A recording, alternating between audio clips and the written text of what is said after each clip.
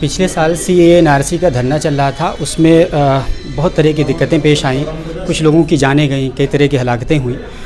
उसी कड़ी में एक बच्ची थी जिसका नाम तैयबा था और उसकी भी जान गई है। वो करामत गर्ल्स कॉलेज की स्टूडेंट थी, BA की तालिबा थी। 1 बरस हो चुके हैं और उस 1 बरस के मौके पर उनके परिवार वालों को, यानी तैयबा के परिवार वालों को सम्मान दिया गया है।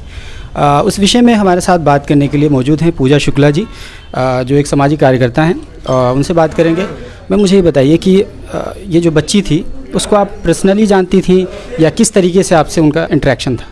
देखिए, मैं उसे पहले से नहीं जानती थी। जब घंटा घर का आंदोलन चल रहा था तो वो तैयबा, हमारी जो शहीद बहन है, वो सबसे ज़्यादा उसमें एक्टिव थी। आगे बढ़ चढ़ कर के हिस्सा लेना, लोगों को अनुशासित ढंग में बैठाना, अनुशासित ढंग में नारे लगवाना, लोगों से बातचीत करना, संवाद करना, मतलब किस तरह से एक पूरे आंदोलन को उसने संभाला हुआ था, सहेजा हुआ था। उसी आंदोलन से मैं उसको जानी थी।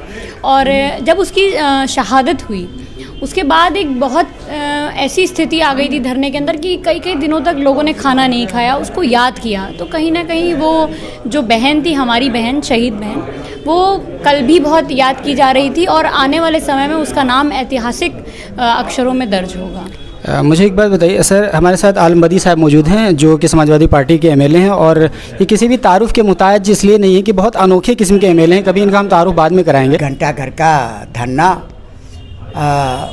जिन लोगों ने स्टार्ट किया था, ये सब उनके क्लोज लोगों ने करा। शुक्रिया सर बात करने के लिए। हमारे साथ इस तैयबा के बहन मौजूद हैं, बात करते हैं। आपका क्या नाम? सालिहा। सालिहा, मुझे ये बताइए कि आपकी बहन जो थी तैयबा, वो आपसे छोटी थी, बड़ी थी, क्या थी? हमसे बड़ी थी। तो वो किस तरह का अटैचमेंट था आपका, आप लोगों का थोड़ा सा अगर बता सकें। हम लोग घंटाघर जाते थे, पापा बहुत मना करते थे मगर हम लोग छुप के जाते थे। आप क्या करती हैं? BA। आप भी करामत से हैं? नहीं, मुमताज़। अच्छा, मुमताज़ PG कॉलेज से। आप दोनों बहनें हैं और एक बहन का बिछड़ जाना, आपसे वो बड़ी बहन थी।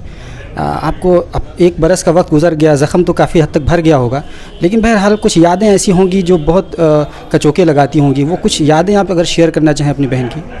जी, बहुत सी ऐसी यादें हैं, जैसे साथ में रहना था, उठना बैठना था। अब एकदम सब घर एकदम खाली लगता है। घर की कोई बचपन की कुछ यादें जो होता है भाई बहनों में या बहनों बहनों में आपस में, उस तरह कुछ यादें हैं। जाहिर है कि बात है कि इतनी छोटी सी उम्र में किसी का दुनिया से चले जाना ये किसी बड़े हादसे से कम नहीं होता है, एक ख़ास तौर से एक बहन के लिए, भाई के लिए। तो एक बहन होने के नाते आप अपनी बड़ी बहन को किस तरीके से मेमोराइज़ करते हैं, उसको उसकी पुरानी यादों को कैसे याद करते हैं? मतलब एक पुरानी तो यादें बहुत सी हैं, लेकिन सब एकदम मिलजुल के रहते थे और कभी कोई लड़ाई नहीं। बुशरा, मुझे बताइए कि आप बेसिकली आप भी उनकी बहन हैं, छोटी हैं, बड़ी हैं, क्या है? बड़ी बहन है उनकी। यानी तैयबा से बड़ी है? जी हाँ। तो तैयबा मतलब कैसी थी, उनका स्वभाव कैसा था? और जाहिर है कि स्वभाव एक हम उसको कह सकते हैं क्रांतिकारी स्वभाव होगा, तभी तो वो धरने जैसे जगह पर गई हैं। वरना तो बहुत सारे लोग अपने घरों में रहे, ऐसे मौके पर घरों से बाहर नहीं निकलने की कोशिश की।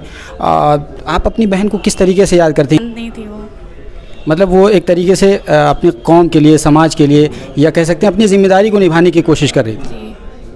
जी हाँ, वो अपनी जिम्मेदारियाँ निभाती थी। आपकी कुछ यादें उनके साथ अगर हों तो हमारे साथ शेयर कर सकें। यादें तो कुछ भी नहीं, फ़ोटोज़ वगैरह थे बस। ये बताइए कि जाहिर है कि आपकी बेटी अब नहीं है इस दुनिया में, उसके ताल्लुक से किस तरह की यादें आप रखते हैं अपने जहन में? जहन में तो आती है कि छोटी थी, ये करती थी, वो करती थी। और अब तो बस ये है कि उस याद तो उसकी डेली आती है। वो उसके लिए नमाज़ पढ़ के दुआई करते हैं हम लोग, पूरा घर मेरा कर रहा है अभी तक के बच्चे सब उसके लिए दुआई करते हैं और हम कर भी क्या सकते हैं। शुक्रिया बात करने के लिए। तो जाहिर है कि एक किसी भी परिवार का अपने बच्चे का खोना और भी नौजवान बच्चे का खोना किसी भी बड़े सदमे और दुख से कम नहीं होता है। अपने आप में ये बहुत तरह के सवाल खड़े करता है और कहीं ना कहीं लोगों को प्रेरणा भी देता है। ग्लोबल बाउंड्री के लिए सलीम आज़ाद।